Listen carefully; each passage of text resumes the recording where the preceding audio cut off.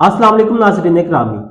हक खतीब साहब जो कि अपनी शोबताबाजियों से अक्सर खबरों की जीनत बने रहते हैं, आज बुरी तरह फंस गए हैं। आज ये बुरी तरह फंस गए हैं। ये मौसूफ कभी किसी की आंख से कील निकाल कर दिखा रहे होते हैं, कभी किसी के गले के अंदर फंसी हुई जंजीर निकाल के दिखा रहे होते हैं।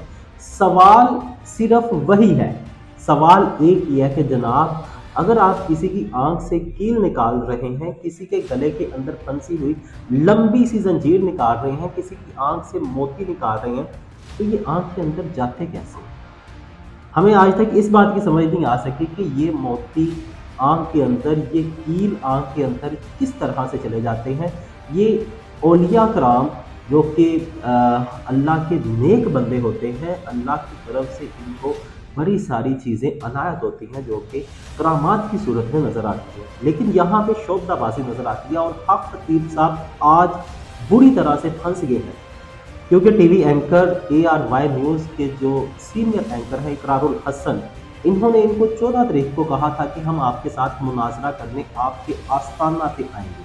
तो इकरारुल हसन 14 तारीख, आज 14 फरवरी वाले दिन इनके आस्ताना पे चले गए।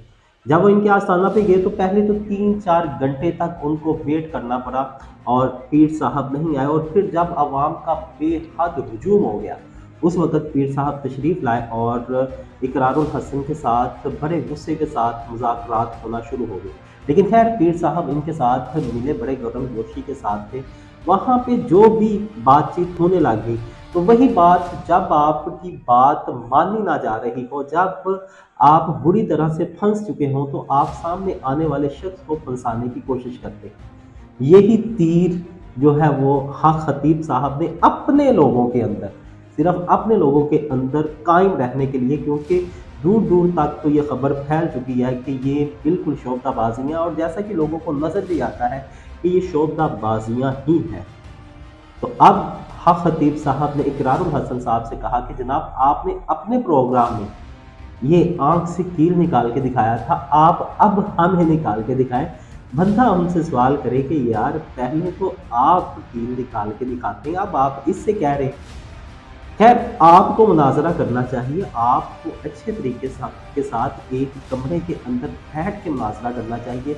ये इस वक़्त जहाँ पे ये लोग मौजूद हैं, यहाँ पे इकरारुल हसन और दीगर जो इसकी टीम के मेंबर हैं, इनकी जान को भी ख़तरा है, क्योंकि मज़हबी जुनून जो है वो एक बहुत शदीद होता है।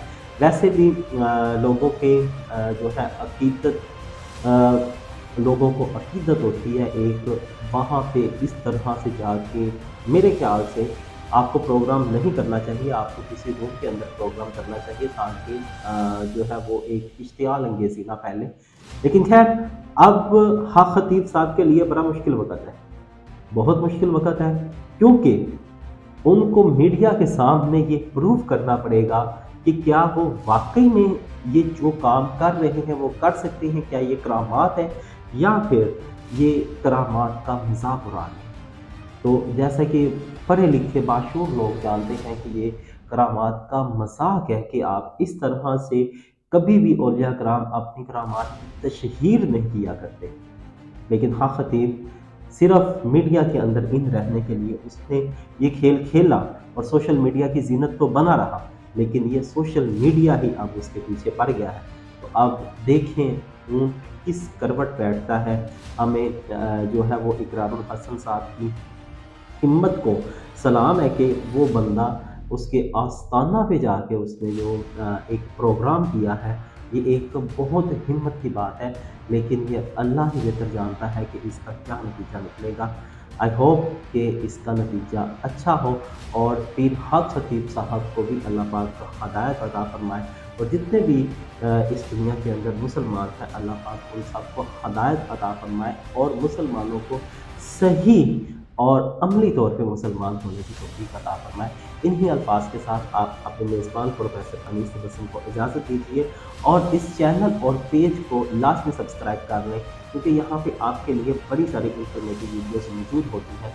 तो यार, इसको आप लाज़मी सब्सक्राइब करें ताकि हमारी आने वाली हर नई वीडियो आप तक पहुँच सके।